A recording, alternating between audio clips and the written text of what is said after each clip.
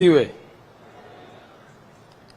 nianze kwa kumshukuru Mwenyezi Mungu kwa kutukutanisha hapa katika siku ya kihistoria kabisa kwa klabu ya Young Africans, lakini pia tasnia ya football katika taifa letu. Nikushukuru sana mgeni rasmi, Mheshimiwa Mkuu wa Mkoa wa Dar es Salaam.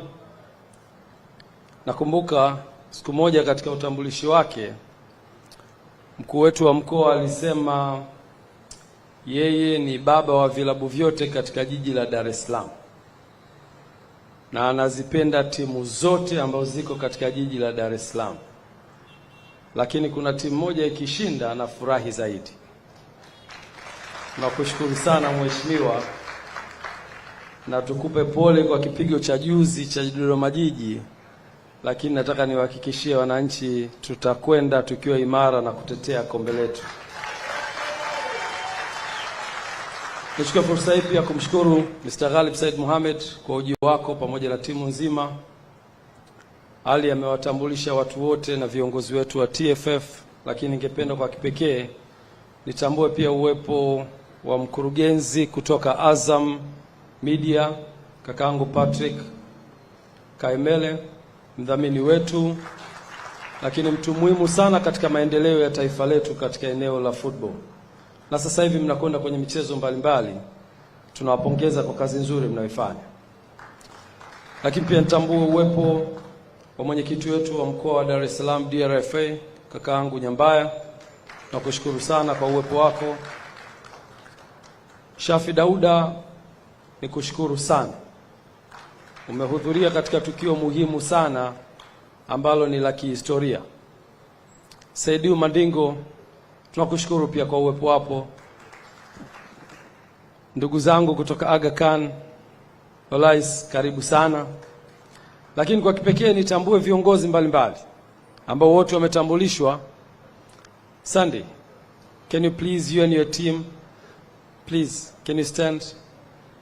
Jamani, hawa pia ni wageni wetu, na wageni hawa maalum wametoka China, na baada ya muda mfupi tutaona kazi gani imewaleta hapa. You can sit. Ndugu wa Tanzania kwa ujumla wetu, tunayo furaha siku ya leo kukutana hapa kwa ajili ya kuandika historia kubwa. Historia ambayo ilipaswa kuandikwa miaka mingi iliyopita. Klabu yetu ya Young Africans ilikuwa ina dhamira ya kujenga uwanja miaka kadhaa iliyopita. Lakini kwa mipango na kudra za Mwenyezi Mungu, leo tunakwenda kuiandika historia hiyo ya kuwa na uwanja wa kisasa unaomilikiwa na klabu yetu ya Young Africans. Dhamira njema ya viongozi waliopita wameisogeza timu hii mpaka hapa ilipofika, na sisi katika uongozi wetu tukachukua hicho kijiti na kusema tukisogeze mbele zaidi. Leo tunajivunia uwepo wa viongozi hao waliopita kwa kuwa waliweza kuwa na jengo ambalo tunaliona. Mheshimiwa Mkuu wa Mkoa leo anapata fursa ya kutembelea jengo letu, ameliona. Jengo lililojengwa miaka 50 iliyopita. Lakini jengo hilo leo linaweza kutumika na kuwa alama kwa taasisi yetu ya Young Africans. Tunamkumbuka mzee wetu Abeid Aman Karume, Mungu amuhifadhi, kwa kazi hii kubwa ambayo ameifanya. Lakini viongozi hao waliweza kupigania klabu yetu ikawa na ardhi. Leo tunajivunia kuwa na ardhi yenye takriban square mita 1035 katika eneo hili la Jangwani. Ni kazi kubwa iliyofanywa na viongozi waliotutangulia. Na viongozi hao wangeweza kuiuza hii ardhi, kwani kuwa kuna ubaya, nani angewauliza? Lakini hawakuiuza. Waliweza kuishikilia kwa takriban miaka zaidi ya 50 na kuhakikisha ardhi hii kuna siku itakuja kuifaa klabu yetu. Na leo niwahakikishie wananchi, ardhi hii imetufaa na klabu ya Young Africans itakwenda kujenga uwanja juu ya ardhi hiyo ambayo wazazi wetu walitangulia. Tulipoingia madarakani tulisema kipaumbele cha kwanza kitakuwa ni uwanja. Lakini katika hesabu sahihi za uwekezaji, kwa sababu mimi background yangu ni investment, hauwezi kukurupuka timu ambayo haijashinda ubingwa, timu ambayo haijafanya vizuri uwanjani, timu ambayo haina uongozi imara, timu ambayo haina maendeleo mazuri, haivutii wawekezaji, haivutii wafanyabiashara, ukasema mwaka wako wa kwanza ujenge uwanja, la hasha, huwezi kufanikiwa. Biashara inataka kuvutiwa. Mwekezaji yoyote anahitaji kwenda sehemu ambayo iko imara, ina fan base kubwa, ina uongozi imara, ina miundombinu mizuri ya uongozi na utawala, lakini pia inavutia watu wengi. So tulipochukua uongozi, tuliweka kipaumbele cha kuhakikisha timu yetu inafanya vizuri. Tuhakikishe tunaimarisha uongozi. Tuhakikishe tunaimarisha eneo la secretariat ambao Andre Mtini ameifanyia kazi kubwa. Na kupongeza sana Andre Mtini. Tulipoanza kufanya vizuri, tulivutia watu wengi kusogea kwenye timu yetu. Na tukawafanya watu hao leo kuwa tayari kuwekeza kwenye timu yetu. Baada ya kufanya hivyo, miaka minne tumechukua makombe ya ligi kuu ya NBC, tumechukua makombe ya FA Cup, tumechukua ngao za jamii, tumefanya vizuri kimataifa. Sio maendeleo ya kubeza. Lakini sio tu hivyo, tumefanya vizuri pia kwenye wanachama, tumesajili wanachama nchi nzima, tumefungua matawi nchi nzima na matawi mengine yako nje ya nchi. Na hivi sasa tunaelekea sasa kuwavutia watu wengi kuja kwenye klabu yetu, na watu hao watakuwa tayari kuwekeza. Moja katika uthibitisho wa uwekezaji huo, miezi michache iliyopita klabu ya Yanga ilitangaza nafasi za uwekezaji kwenye ujenzi wa uwanja. Taasisi mbalimbali zikaomba, na mwishoni secretariat ikapokea maombi hayo na kuyachuja, na finally kupata majina machache yaliyoletwa kwenye Excom, na tukachukua fursa hiyo kama viongozi wa Excom kuweza kuchambua taasisi hizo ili kumpata aliyekuwa bora ambaye anaweza kutusaidia kwenye eneo la uwekezaji wa uwanja. Hapo ndipo tulipoangukia kwenye mikono ya GSM Group. Tuwapige makofi tafadhali. Baada ya mchakato huo kukamilika, tukawaalika GSM Group na tukaunda kamati, na nitambue uwepo wa Ivan Tarimo, na kushukuru sana, akiwa ni mshauri wetu kwenye eneo la fedha, na kaka yetu Alex Mgongolo akiwa ni mshauri wetu kwenye eneo la sheria. Tukaweza kuwapitia na kukaa na GSM Group na kuwaeleza dhamira yetu, na dhamira hiyo ikapokelewa kwa mikono miwili. Ndipo hapo GSM Group kwa kushirikiana na taasisi yetu ya Yanga tukaweza kutengeneza kamiti ambayo ikaanza kufanya design ya uwanja wetu, na leo mmeona wageni wetu ambao wamekuja hapa wamefanya kazi kubwa sana ya kudesign uwanja ili kuweza kufikia malengo ya kwetu kama Club Young Africans, lakini pia malengo ya wawekezaji wetu ambao ni GSM Group.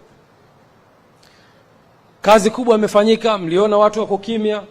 Kazi hiyo ni kufanya design, architectural design ya uwanja, kufanya structural design ya uwanja, na baadaye kufanya costing, kupata gharama za uwekezaji. Tumefika mwisho, gharama zimepatikana, michoro imekamilika, na wote pande zote mbili, mwekezaji pamoja na Young Africans, tumeridhika kwa 100% kwamba huo ndio utakaokuwa uwanja wetu. Tukawa na kikao kikubwa siku chache zilizopita, mwanzoni mwa wiki hii. Kikao hicho dhamira yake ilikuwa ni kukubaliana jinsi gani tutakwenda ku-execute huu mradi. Ziko taaluma nyingi sana tumejifunza kutoka kwa wenzetu. Katika uwekezaji kuna kitu kinaitwa build, operate and transfer, BOT. Unaweza ukajenga, ukai-operate na ukafanya transfer. Ni mfumo mmoja wapo wa uwekezaji kwenye viwanja na kwenye miradi mbalimbali. Kuna EPC, engineering, procurement and construction, na saa nyingine kuna financing. Mtu anakufanyia design, anakununulia vifaa, anafanya ujenzi na anagharimikia pia. EPC financing ni sehemu mojawapo ya uwekezaji ambayo inaweza kufanya kazi. Lakini uongozi wenu wa Club Young Africans umetathmini njia zote hizo na kuona kuna njia ambayo inaweza kutufaa zaidi na sio hizo ambazo nimezitaja. Na njia yenyewe ni partnership katika uwekezaji. Tukakubaliana modality ambayo ni sahihi baada ya kupitia modality nyingi, na model ambayo tumekuja nayo ni model ya partnership. Model ambayo itamfanya Young Africans ambaye ana uwanja kusubmit uwanja wake kwenye mradi, na kumfanya GSM Group ambaye ana uwezo wa kifedha kuleta fedha za ujenzi wa uwanja. Hawa partner wawili wakija pamoja, mmoja ana ardhi na mmoja ana fedha za uwekezaji, tutaweza kufikia malengo yetu ya kuwa na uwanja. Na hapo tukakubaliana kwenye partnership. Na leo nataka niseme tu kwa uchache, nimekutana na watu wengi ambao wanaweza kufanya biashara na wana uwezo wa ushawishi. Ghalib ni sehemu ya hao watu wenye uwezo wa ushawishi mkubwa sana kwenye biashara, na ushawishi wake ungeweza kutulalia sisi wanayanga, angeweza kutushawishi na viongozi wakaingia kwenye ushawishi huo. Yako mambo kadhaa ambayo nafikiri nyie ni mashahidi. Partnership za aina hii, wako watu walishawahi kuja na miradi na wakataka umiliki wa asilimia nyingi kwenye miradi hiyo. Nimeshangaa skill zako Mr. Ghalib za negotiation hujazileta kwenye klabu ya Yanga. Sijajua ni kwa sababu gani. Nyie wananchi mtaniambia. Naweza leo kuthibitisha ya kwamba klabu ya Young Africans imefikia makubaliano ya partnership kati ya Yanga na GSM Group ya asilimia 50 kwa 50 katika uwekezaji wa uwanja.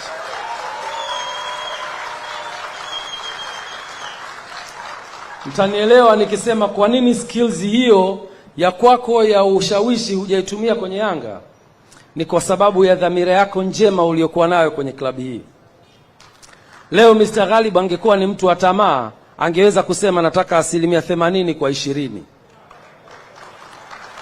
Na kwa sababu fedha yake ni kubwa inayokwenda kujenga uwanja, tusingeweza kumkatalia. Kwa sababu tunayo shauku ya kuwa na uwanja na tunayo hamu ya wanachama wetu kupata hiyo nafasi ya kumiliki uwanja wao. Na sisi kama Yanga tukiwa hatuna fedha, tungeweza kuingia kwenye huo mtego. Lakini alisema hapana, nataka tugawane asilimia 50 kwa 50. Ili klabu ya Young Africans iwe na umiliki wake na mimi ninayoleta fedha niwe na umiliki wangu. Angeweza kwenda na kusema nataka asilimia 51 ili niwe na sauti kwenye hiyo board, lakini hakufanya hivyo. Leo ni kushukuru sana Mr. Ghalib. Hivyo kwa kuhabarisha umma, mradi wetu utakuwa unamilikiwa kwa asilimia 50 kutoka upande wa Young Africans na asilimia 50 kutoka GSM Group, na hii ni fair balance kabisa kwenye uwekezaji. Itatupa sisi fursa kama wanayanga kumiliki uwanja wetu na itampa fursa mwekezaji kurudisha kwenye uwekezaji ambao wanakwenda kufanya. Klabu ya Young Africans contribution yake ni ardhi kwenye uwanja huu, na kampuni ya GSM contribution yake itakuwa ni fedha za kujenga uwanja huu ambao mimi na nyie leo tutakwenda kuona uwanja huu ukiwa na quality ya juu kabisa. Kwa kusema hayo, ni kushukuru sana Mr. Ghalib na GSM Group. Najua sio maamuzi yako binafsi. Kuna timu kubwa nyuma, kianza na makamu mwenyekiti na CEO. Mmefanya kazi kubwa kuhakikisha kwamba tumefikia makubaliano haya. Na ushawishi wenu pia ungeweza kuathiri. Kwa hiyo nawashukuru sana. Ushawishi wenu haujatuathiri wana Yanga. Lakini pia niwashukuru Excom yangu ambao na wenyewe wamekuwa na sisi bega kwa bega kama viongozi wa taasisi yetu kuhakikisha tunafikia malengo makubwa ya klabu yetu. Na nyie pia mngekuwa na dhamira tofauti, tusingeweza kufika hapa. Niwashukuru sana na nimshukuru sana makamu wangu Arafat Haji ambaye leo hatuko naye hapa. Yuko kwenye ibada ya haji, tumuombe Mungu ibada yake Mungu amkubalie. Amekuwa na yeye mstari wa mbele kuhakikisha tunafikia malengo haya. Kwa hiyo niwashukuru sana Excom kwa ujumla wenu, na niwashukuru pia secretariat kwa kazi nzuri mnayofanya. Ndugu wana Yanga, immediately klabu yenu itakuwa na uwanja hapa katika eneo hili tulilofanya. Tungeweza kuwa na hafla kama hii tukaipeleka Serena, tukaipeleka wapi, lakini tuliona tuilete katika ardhi hii ambayo Mungu akijalia maximum miezi 18 mpaka 24 tutasimama hapa kuzindua uwanja huu wa kisasa. Kwa kusema hayo, niwashukuru sana wanayanga wote ambao mmejitoa kuja hapa kushiriki hafla hii. Niwashukuru sana wageni wetu mbalimbali. Na kwa kusema hayo, tutakuwa tayari sasa katika ratiba inayofuata. na naomba nimkaribishe sasa CEO kwa niaba ya Mr. Ghalib. Mr.